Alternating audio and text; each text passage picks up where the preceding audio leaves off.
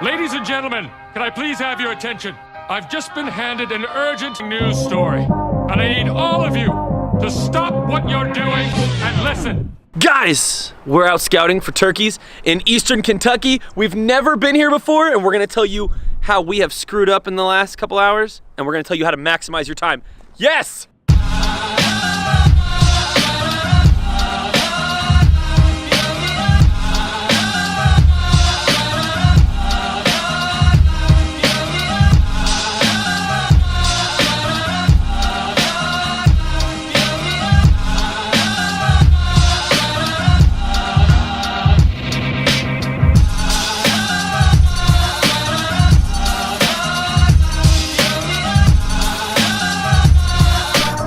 Okay guys, let's first talk about our mistakes. Number one mistake we did was not enough homework. We didn't get on terrain maps. We got to the first spot of public land today, and it was seriously straight up and down, completely useless. There's no way I'm wasting my time there. Now, we didn't completely waste our time by going there, but I know for a fact that we aren't gonna hunt there now. So we have eliminated that off our list of possible places to go look for gobblers. Mistake number two. We're out here in the middle of nowhere, and we just assumed that we would have LTE, 4G, 5G, whatever, and no, we didn't. We had a lot of issues with Google Maps this morning and Apple, whatever the maps is on Apple products, because we had no reception. We didn't know where we were in relation to where we needed to go. Probably should have printed out some maps. That was a failure on our behalf. Okay, I didn't bring the mic up here, so hopefully you guys can hear me. Vantage points. Look at this. We climb one hill and I'm out of breath, but we can see in every single direction, and we can see a long way. Let's say we had very minimal time to scout. You come up to a place like this, you sit here for a couple hours, eventually you're gonna see something. You mark the path that it traveled, and you know, hey, happens more than once, or if more than one bird does it, you got yourself a pattern. All right, the wind's probably killing my audio. You see those birds right there? I told you, find yourself a good vantage point. Me and Joey just up on this hill chilling. Find yourself a good spot, pop a squat, find some birds. Where are you looking exactly? It's a gobbler, it's a gobbler.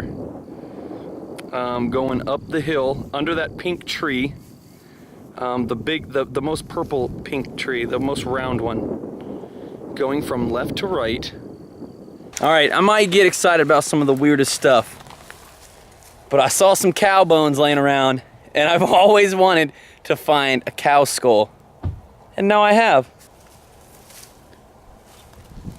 It's a little dirty, but right in the nipples! Oh, this is awesome.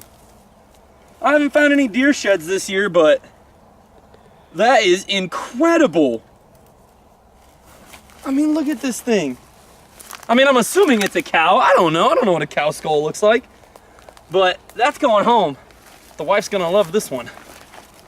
Oh, dude, it smells so bad. We're gonna try to wrap this up because that don't look good. Let's throw in an overall encompassing, hey, don't go out without knowing the laws and regulations, because we didn't know until we got down here.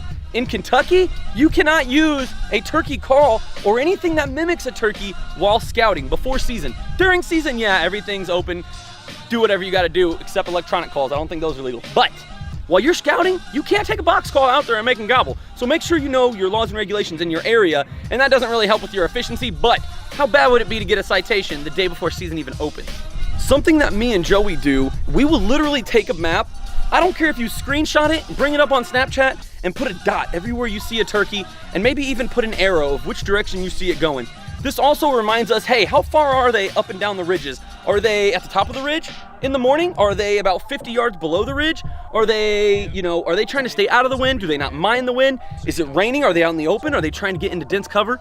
Mark your conditions and mark where you're seeing your turkeys. And you don't have to carry a notebook out in the woods, as long as you can remember. When you get back in your truck, jot it down. When you get back home, jot it down. Whatever you need to do, pattern your turkeys, just like you'd pattern a deer. The turkeys are gonna do similar things day after day, year after year, generation after generation. Put yourself in a position where you know where they're gonna be. That makes it a whole lot easier. Okay guys, listen, I'm not an expert. I've only been turkey hunting about, what, 15 years? I've killed my bird in Indiana every year for like the last 7 or 8 years. I've killed 5 or 6 birds in Tennessee. I'm doing okay. I'm doing all right for myself, coming from a place like Indiana where there's not a lot of turkeys, but I'm no expert. You're gonna learn the most by being out there and doing this stuff. As you can see, we saw a ton of turkeys today. We put ourselves in advantageous positioning, vantage points. We put ourselves in correct positioning for the wind. We always tried to be glassing a hillside that was not catching the wind because those turkeys don't usually like the wind. That's it guys, hey, stick around. This is the first video of our first day in Kentucky. We've never turkey hunted in Kentucky, let alone ever even been on the far east side of Kentucky. This is all new to us. You guys are learning with us, we're learning with you. Stick around, tomorrow's opening day. We will hopefully lay the smack down. Stay tuned. If you're not subbed, subscribe. Peace.